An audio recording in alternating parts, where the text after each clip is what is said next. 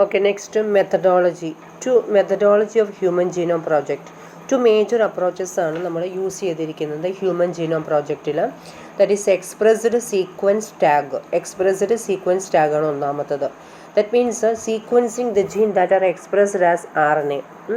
അതായത് നമ്മൾ ഇതിനകത്ത് ഈ DNA അടങ്ങിയിരിക്കുന്ന ജീൻസ് സീക്വൻസ് ചെയ്യുകയും അതിന് നമ്മൾ RNA ആയിട്ട് എക്സ്പ്രസ് ചെയ്യുന്ന ഒരു അപ്രോച്ച്.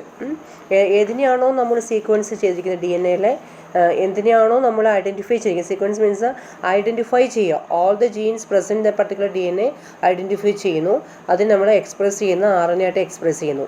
രണ്ടാമത്തെ ഒരു അപ്രോച്ച് എന്ന് വെച്ചാൽ sequence അനോട്ടേഷനാണ്.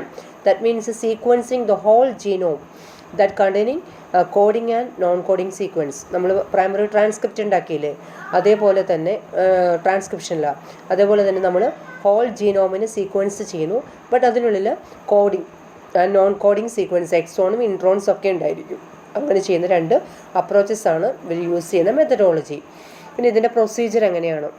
Isolate total from DNA from സെല്ലിൽ നിന്നും ടോട്ടൽ DNA ഐസൊലേറ്റ് ചെയ്യുക. നമുക്കറിയാം ഒരു DNAയുടെ ലെങ്ത് എന്ന് പറയുന്നത് എത്രയാണെന്ന് അല്ലേ. അപ്പോൾ അത് ഐസൊലേറ്റ് ചെയ്യുക, total DNA from cell. Then അതിനുശേഷം ഈ ലെങ്തി DNA കൺവേർട്ട് ചെയ്യുന്നു ഇൻറ്റു റാൻഡം ഫ്രാഗ്മെൻറ്റ്സ് ആയിട്ട്. ഈ ഇത്രയും ലെങ്തി ആയിട്ടുള്ള ഒരു DNA നമുക്ക് ഒരിക്കലും അനലൈസ് ചെയ്യാനോ സീക്വൻസ് നടത്താനോ സാധിക്കില്ല.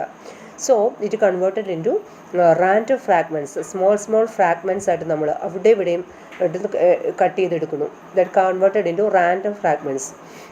അപ്പോൾ സ്മോൾ പാർട്ട് ഓഫ് DNA കിട്ടിയല്ലോ. Then small part of DNA നമ്മൾ ഇനി അതിൻ്റെ ക്ലോൺ ഉണ്ടാക്കുകയാണ്, അതായത് making more copies. So clone in a suitable host for amplification. അപ്പം അതിൻ്റെ മോർ കോപ്പീസ് നമ്മൾ ക്ലോൺ മീൻസ് അതാണ്, സെയിം കോപ്പീസ് നമ്മൾ ഉണ്ടാക്കുന്ന പ്രോസസ്സാണ് ക്ലോൺ എന്ന് പറയുന്നത്. അപ്പോൾ ഒരു പർട്ടിക്കുലർ ഹോസ്റ്റ്, സാധാരണ ഉപയോഗിക്കുന്ന ഹോസ്റ്റ് എന്ന് പറയുന്നത് ഈസ്റ്റും ബാക്ടീരിയയുമാണ് നമ്മൾ യൂസ് ചെയ്യുന്നത്. അതിനുള്ളിൽ ഈ ഹോസ്റ്റിനുള്ളിൽ നമ്മുടെ ഈ random fragments of DNA implement ചെയ്യുന്നു. ഇംപ്ലിമെൻറ്റ് ചെയ്യുമ്പോൾ വെറുതെ ഇംപ്ലിമെൻറ്റ് ചെയ്യില്ല, വിത്ത് സം വെക്ടേഴ്സ്, ചില വെക്ടേഴ്സിനോട് അലൈൻ ചെയ്യിപ്പിച്ചിട്ടാണ്. അതിന് യൂസ് ചെയ്യുന്ന വെക്ടേഴ്സാണ് ഇവിടെ കൊടുത്തിരിക്കുന്നത് BAC and YAC. BAC means bacteria artificial chromosome എന്നും YAC means east artificial chromosome എന്നാണ്. BAC bacteria artificial chromosome, YAC means east artificial chromosome. നിങ്ങൾ ടെക്സ്റ്റ് ബുക്കിലുള്ളതാണ്, അണ്ടർലൈൻ ചെയ്തിടുക. അപ്പോൾ ആ ഒരു പർട്ടിക്കുലർ വെക്ടേഴ്സിനൂടെ നമ്മൾ DNA ഫ്രാഗ്മെൻറ്റ്സിനെ അലൈൻ ചെയ്യിപ്പിച്ച് നമ്മൾ സ്യൂട്ടബിൾ ഹോസ്റ്റ്, ബാക്ടീരിയയും ഈസ്റ്റുമാണ് നമ്മൾ ഹോസ്റ്റായിട്ട് യൂസ് ചെയ്യുന്നത്, അതിലോട്ട് ഇംപ്ലിമെൻറ്റ് ചെയ്യുന്നു. അപ്പോൾ അവിടെയോട്ട് ഇംപ്ലിമെൻറ്റ് ചെയ്യുമ്പം ഇതിൻ്റെ മൾട്ടിപ്പിൾ കോപ്പീസ് ഉണ്ടാകുകയാണ്. അതിനുശേഷം നമ്മൾ എന്ത് ചെയ്യും? Fragments are sequence using automated DNA sequences using Frederick Sanger method.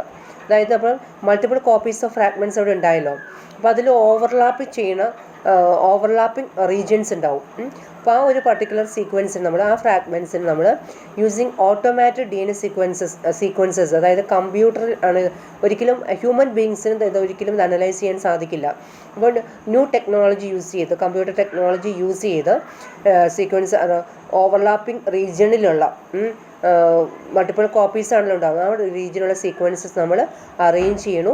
Then alignments of sequence using computer programmings ഉപയോഗിച്ച് നമ്മൾ ആ സീക്വൻസിനെ അലൈൻ ചെയ്യുന്നു, അതായത് പർട്ടിക്കുലർ ഓർഡറിൽ നമ്മൾ അലൈൻ ചെയ്യുന്നു. That's A procedure of human genome project. What are the features of this project? The human genome containing 3164.7 million nucleotides ഉണ്ടെന്ന് നമുക്ക് കണ്ടുപിടിക്കാനായിട്ട് സാധിച്ചു. Then chromosome 1 has the most gene and Y has the fewest gene. Chromosome has the most gene എന്നും Y has the fewest gene എന്നും നമ്മൾ കണ്ടുപിടിച്ചു. ഇത്ര മാത്രം ജീൻസ് ആണ്. The largest human genome is dystrophin having 2.4 million base pair. ഇത്ര മാത്രം നമ്മൾ കണ്ടുപിടിച്ചു.